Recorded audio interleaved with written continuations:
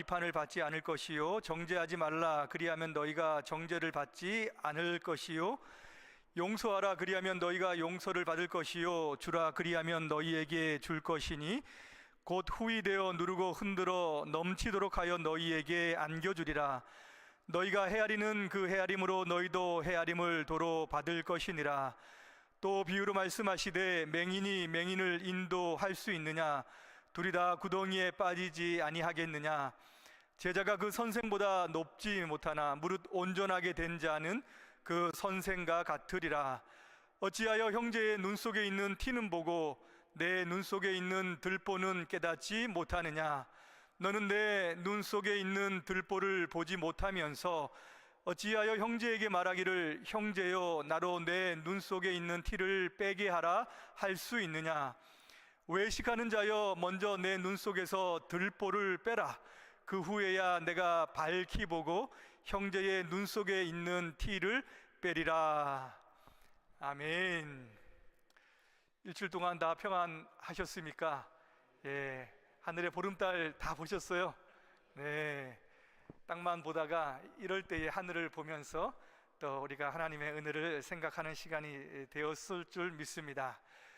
오늘 설교 제목은 하나님의 자리를 인정하라라고 하는 말씀입니다.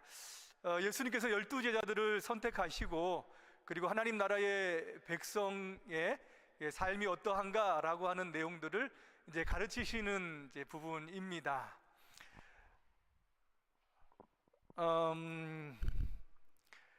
그 설교 시간에 제가 광고 시간에 한번 말씀을 드리려고 했는데요. 제가 주보에다가도 설교를 이제 요약하고 또 이제 번역한다고 또 드리기도 하고 그러는데 이제 메모를 하실 때는 괜찮지만은 예배 때는 이제 설교 때는 저를 보시고 이제 말씀을 들으시면 좀 좋겠다 싶은 생각이 듭니다. 그래서 예수님의 제자들에게 처음에 참된 복과 참된 화가 뭔지 말씀을 해주시고 그 다음에 이제 지난주에 원수를 사랑하라라고 하는 말씀을 하셨죠. 그리고 오늘 말씀은 이제 비판하지 말라라고 하는 말씀입니다. 오늘 주된 내용은 비판하지 말 것에 대한 이야기를 주님께서 하시는데요. 우리 37절과 38절 다시 한번 보겠습니까? 37절 38절 한번 읽어보겠습니다. 비판하지 말라 그리하면 너희가 비판을 받지 않을 것이요 정죄하지 말라 그리하면 너희가 정죄를 받지 않을 것이요 용서하라 그리하면 너희가 용서받을 것이요 주라 그리하면 너희에게 줄 것이니 곧 후히 되어 누르고 흔들어 넘치도록 하여 너희에게 안겨주리라.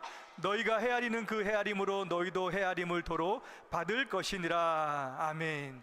여기 보면은 두 가지의 부정문이 나옵니다. 뭐뭐 하지 말라라고 나오고 또 두 가지의 이제 긍정문이 나옵니다. 뭐뭐 하라라고 하는 이런 말씀이 나오거든요.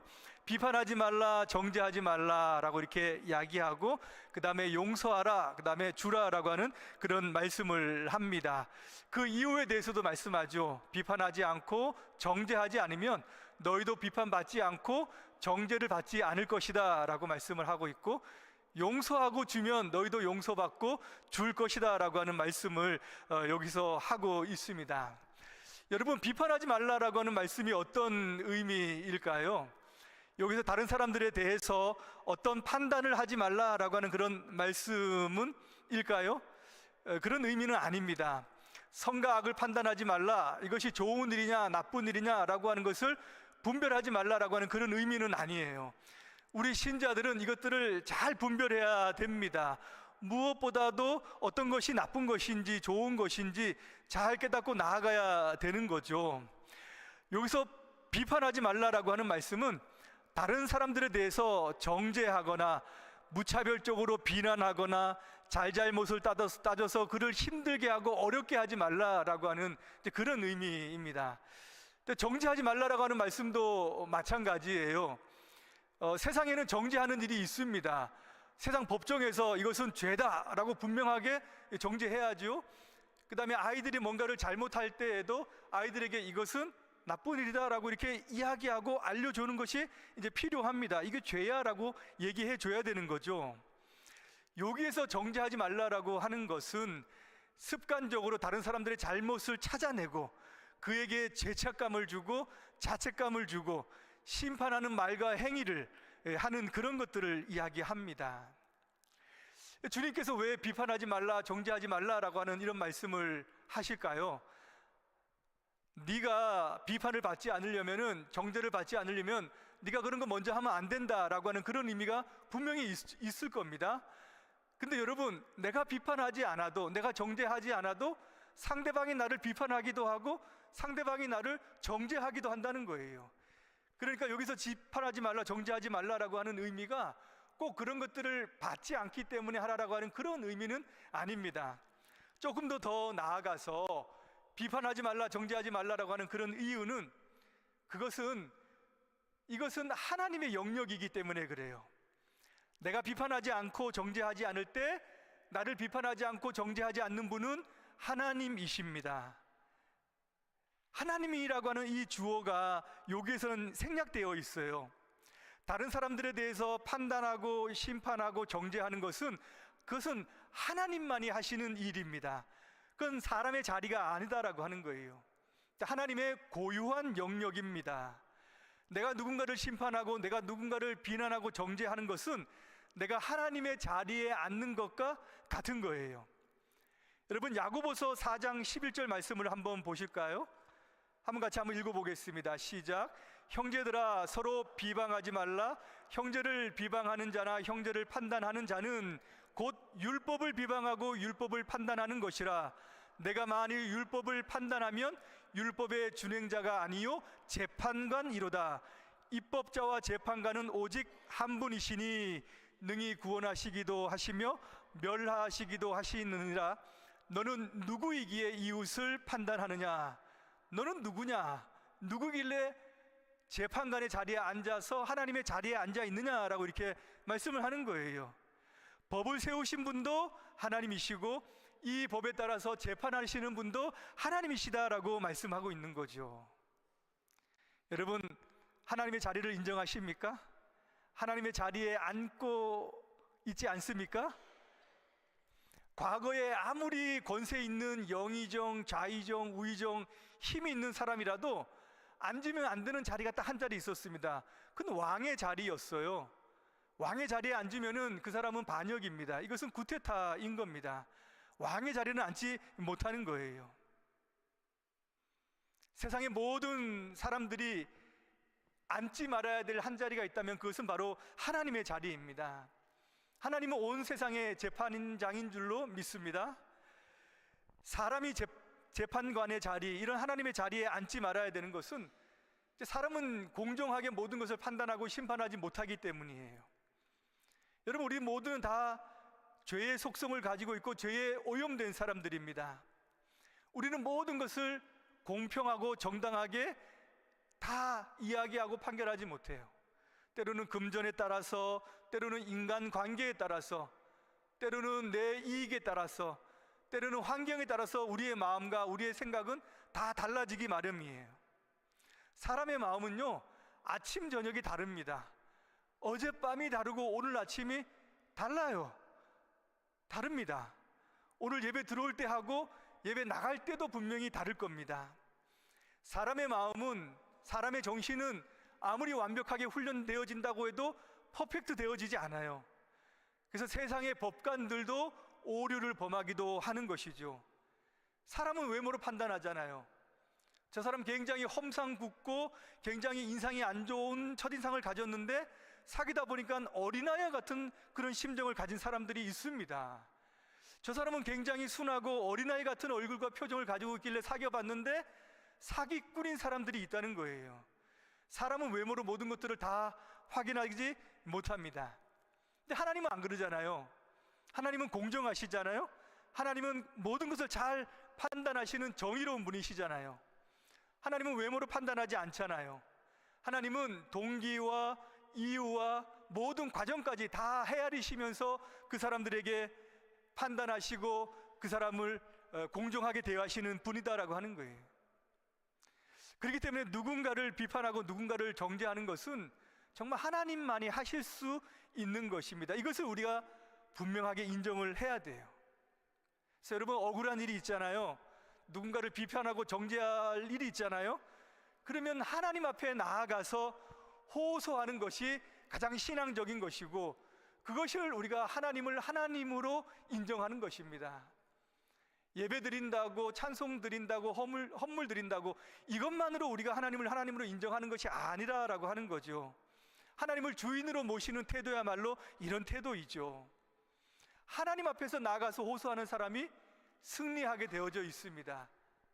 여러분, 한나와 브리나 이야기 아시잖아요. 한나는 아들이 없고 브리나는 자식이 있는데, 그 남편은 브리나는 사랑하고 한나는 사랑하지 않아요. 그러니까 이 브리나가 한나를 막 격동시키잖아요. 근데 한나는 어떻게 합니까? 같이 격동시킵니까? 아닙니다. 하나님 앞에 나아가지고 호소하고 술 취한 사람처럼 그냥 마음을 다 쏟아내는 것을 보시잖아요. 하나님께서 그것을 분명하게 판단하시고 그 마음을 받으시고 누구에게 그것을 판결하셨습니까? 한나가 이길 수 있도록 그렇게 해 나갔던 것을 볼 수 있습니다. 그래서 비판하고 비난하고 정죄하지 말라. 그 대신 두 가지 일을 주님께서는 말씀하세요. 용서하고 주라라고 말씀합니다. 용서하라. 여러분, 여기 용서하라라고 하는 단어는 풀어주다, 놓아주다, 또 보내주다라고 하는 그런 의미가 있습니다.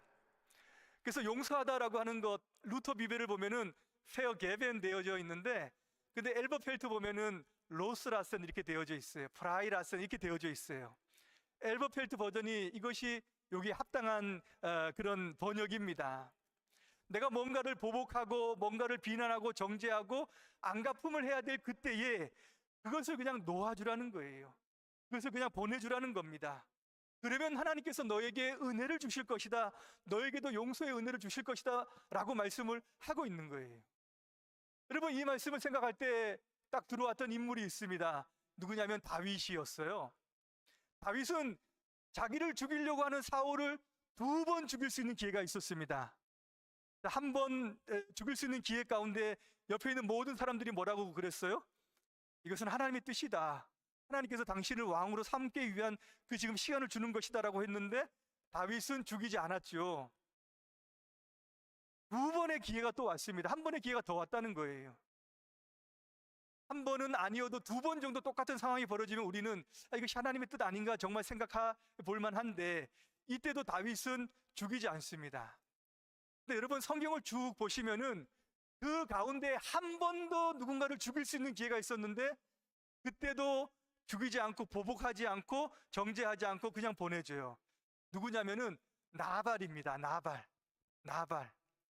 그 당시에 이 다윗이 사울을 쫓겨서 광야에서 지낼 때에 자기의 그 사람들하고 나발의 양떼들 뭐 이렇게 목축들을 잘 돌보아줬어요. 외부의 도적이나 뭐 이렇게 강도들이 오지 못하도록. 추수 때가 되면은 조금 먹을 것을 나누어 주는 것이 그 당시에 풍속이었습니다. 이거 풍속이었어요. 관례였다는 거예요.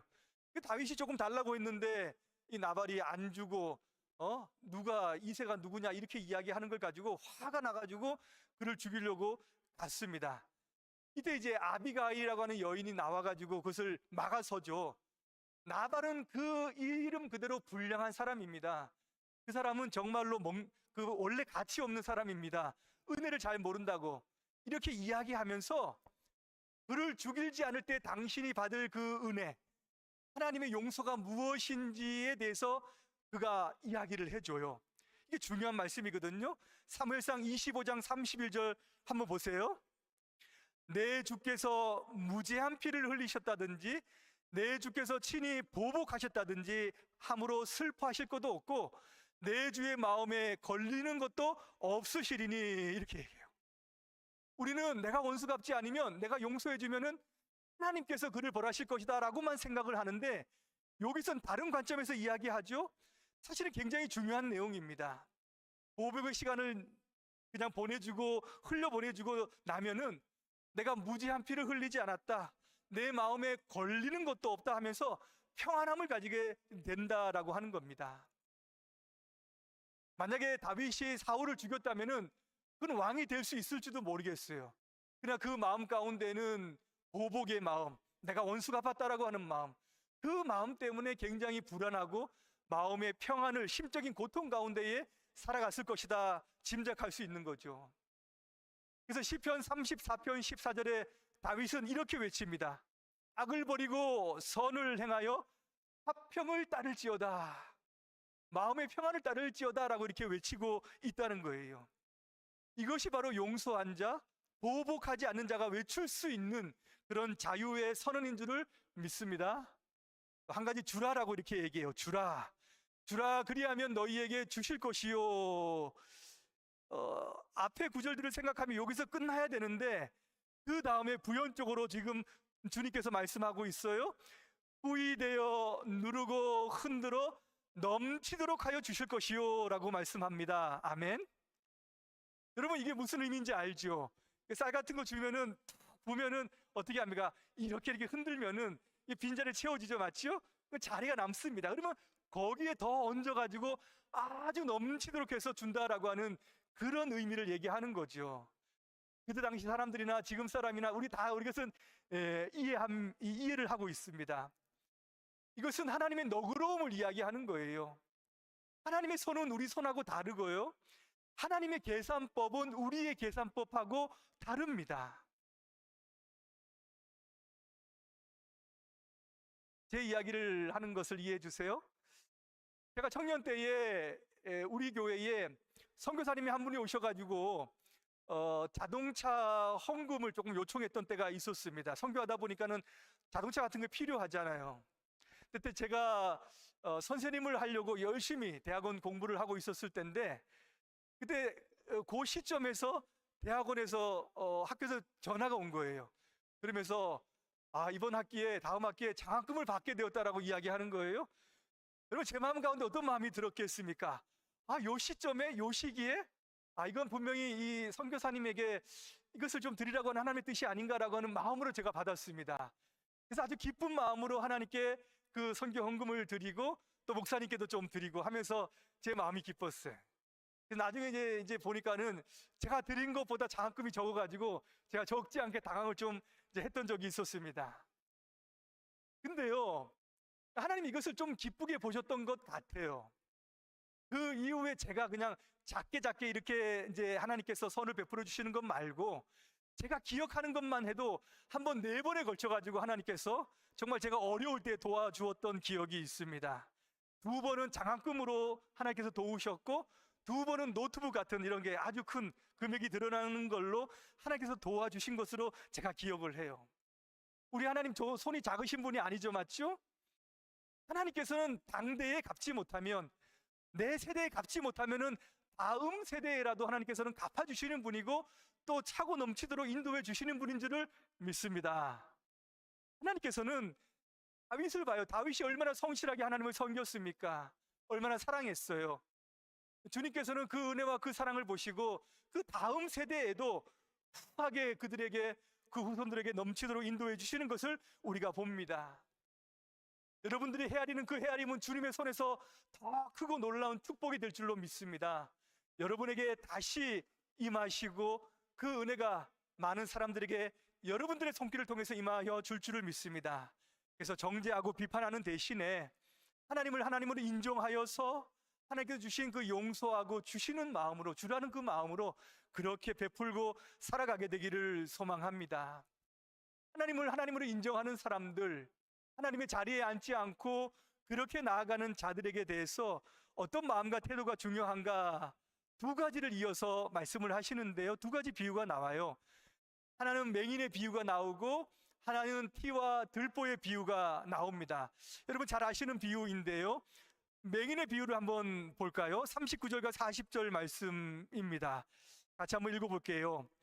또 비유로 말씀하시되 맹인이 맹인을 인도할 수 있느냐? 둘이 다 구덩이에 빠지지 아니하겠느냐? 제자가 그 선생보다 높지 못하나 무릇 온전하게 된 자는 그 선생과 같으리라. 이스라엘 그 시대의 땅과 지금 우리 시대의 이 땅하고는 좀 다르죠. 얼마나 그때 그 포장이 잘 안 되어 있겠습니까? 울퉁불퉁하고 그리고 평평하지 못하고 구덩이가 많이 있었을 것으로 우리가 생각을 합니다. 그러니까 아무리 익숙한 길이라고 할지라도 맹인이 맹인을 인도한다라고 하는 것은 정말 그 당시로서는 불가능한 일이었어요. 하나님이 보실 때에 이렇다는 겁니다. 세상이 하나님이 보실 때의 마음이 조마조마하시다는 거예요. 왜? 모두가 맹인이 맹인을 인도하는 것 같은 그런 세상이기 때문에 다 영적으로 어두워져서 영적으로 다 눈이 가려져서 그렇게 인도하는 그 시대를 본다라고 하는 겁니다. 제자가 선생보다 낫지 못하다라고 이야기하죠. 그 당시에 선생은 바리새인과 서기 같은 사람들이 선생인데 사실은 그들도 하나님의 말씀대로 백성들을 잘 인도하지 못했어요. 그에게서 받는 모든 제자들이라고 할지라도 그 선생의 한계를 다 넘지 못하는 그런 시대적인 상황이었습니다. 예수님께서 말씀하시는 이 제자와 선생 이야기하면서 일반적으로 보편적인 것을 이야기하지만 예수님의 마음 가운데에서는 12제자와 예수님을 가리키고 있는 거예요. 그래서 예수님만이 유일하게 맹인이 아니시고 이 어두운 세상 가운데 예수님만이 유일하게 무엇으로 오셨습니까? 빛으로 오셨잖아요. 예수님만이 빛으로 오셨고 예수님만이 밝은 곳으로 인도하실 수 있는 분이다라고 이야기하는 거예요. 그래서 제자들은 예수님으로부터 배워야 된다는 거예요. 온전하신 주님으로부터 배워서 주님처럼 그렇게 온전해질 수 있다라고 말씀을 하고 있는 겁니다. 그래서 그 시대에 다른 것이 아니라 주님으로부터 계속해서 배워서 너희들이 온전해져야 된다라고 하는 말씀을 하고 있는 거죠. 여기에서 우리가 많은 사람들이 좀 오해하는 부분들이 있어요. 우리가 예수님으로부터 배워서 온전해져야 된다라고 이렇게 이야기하면은 전부 다 높은 것을 바라봅니다. 더 높은 것을 바라봐요. 앞산을 바라보다가 주님을 바라보자 그러면은 에베레스트를 바라봐야 된다는 그런 마음이 돼요. 나같이 부족한데 어떻게 주님을 따라가나라고 하는 그런 마음을 가져요. 더 열심히 기도해야지, 더 열심히 성경 읽고 금식도 때로는 하고 때로는 더 거룩하게 살아야 된다라고 하는 그런 마음으로 우리가 늘 생각을 합니다.